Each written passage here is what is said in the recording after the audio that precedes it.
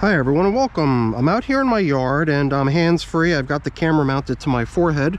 So we're going to check in on my two outdoor bins. This is just my everyday composting barrel. And this bag over here has worms in it. Well, they both got worms in it, but I treat this as my outdoor worm bin. My overwintering outdoor worm system. And this is just everyday, you know, kitchen scraps or garden waste, any sort of compostable materials. But it was 2 weeks ago that I came in here and I took all the remainders of my garden that I took down at the end of the summer. It was tomatoes, basically. A whole bunch of tomatoes. I mean, lots and lots of tomatoes were placed in here. And a week ago, after they'd been in here for 1 week, we checked in on them. And at that time, I even sprinkled some grit in here. I put some in the other container as well. But here, I just sprinkled it across the top. I've been thinking it would be a good idea to come back in here at some point and see how those tomatoes are coming along, but at the same time, try to stir in all of this grit. You can see here some, you know, leftovers, some kitchen scraps, whatever got thrown in here since the last time we visited in on this bin. So a couple onions, a couple peppers, a couple sandwiches worth of kitchen scraps, and then comes what was here when we last checked in. So yeah, to me it seemed like it was almost a shame to put all this grit in here if it wasn't down in a location where the worms can actually utilize it, because it's been pretty chilly, you know, and from time to time I would think that it even probably gets down around freezing. So yeah, I'm sure the worms are kind of nestled inside of this pile trying to keep their body warmth. And it's been a pretty mild winter so far. There was one snowfall, which was no big deal, I don't think. A couple feet fell. It was nice, but then it started warming up, and it's been pretty warm. So it's been pretty easy to just come out here and check on this once in a while. So we've just been checking on it weekly ever since we placed all these tomatoes in here. And last time we did find a good number of worms hanging out right underneath where all the tomatoes were. Actually, last time I thought we saw even more worms kind of just crawling around in and on the tomatoes. But these tomatoes don't look like they're really making a lot of progress. Let's see, maybe there were a couple that were a little bit more moldy and broken down already before I even put them in here.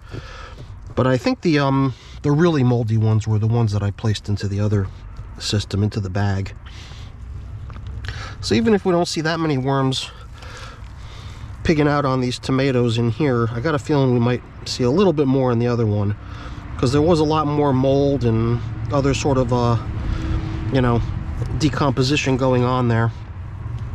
But I was just curious to see how things are progressing in here. I did want to stir the grit down into the material too, so they can actually make some use of it. But I hope these little guys do okay as the temperatures start to drop. I think in about another 8 or 10 days we're going to start seeing temperatures that are a lot more wintry. A number of days where it just barely goes above freezing during the daytime, but then drops into the teens in the Fahrenheit temperature range. So that's pretty chilly in the overnight. And I usually don't bother with this container. I don't do anything to protect it from the cold. But the worm bag, I might try to shelter it from the really cold weather. So here's some nice mold growing on something. Don't even know what that is. Maybe a piece of cantaloupe? Who knows? All right. Well, let's try to get all this gritty stuff down into the hole. Get all this food back into service. And I guess maybe I should even try to puncture some of these tomatoes a little bit so they can get infiltrated by bacteria and microbes and mold and all the other things that go hand in hand with the breakdown process. Letting them stay whole doesn't really help anything. Ooh, guys, gotta be careful not to spray myself with a bunch of tomato juice. All right, so we've got a pretty nice composting barrel out here. And it's always fun to check out how the inhabitants of it are doing. Got myself a little bit dirty there, but it's not a big deal. This is kind of a jacket, sweater, whatever that I use for housework anyway. So let's take care of checking in on these guys. Here I definitely stirred up the grit.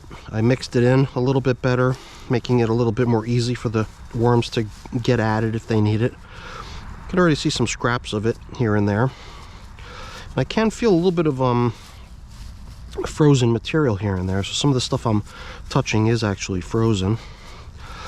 And I assume as we make our way down closer to the tomato feast, we'll find a little bit more gooey type stuff. Hopefully not all frozen through. Okay. Here I dug a little bit deeper. I really poked my fingers down deep to try to get a handful of material that's got some worms hanging out in it. It does seem like they're going down, trying to take shelter from the cold. And they're kind of scattered all around it within the material. The tomatoes are gradually kicking off moisture as they break down, dampening the surrounding leaves and stuff. But a lot of it actually does feel a little bit dry too.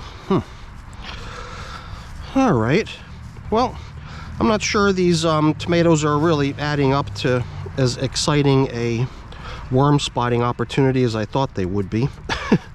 I kept thinking that I'd come out here and it would be like a, you know, a major feast with worms everywhere. And there's, you know, a good number of worms hanging out, but who knows, maybe the cold temperatures also have something to do with it. Maybe the worms are just, you know, opting to take shelter from the cold as opposed to taking advantage of the cold food.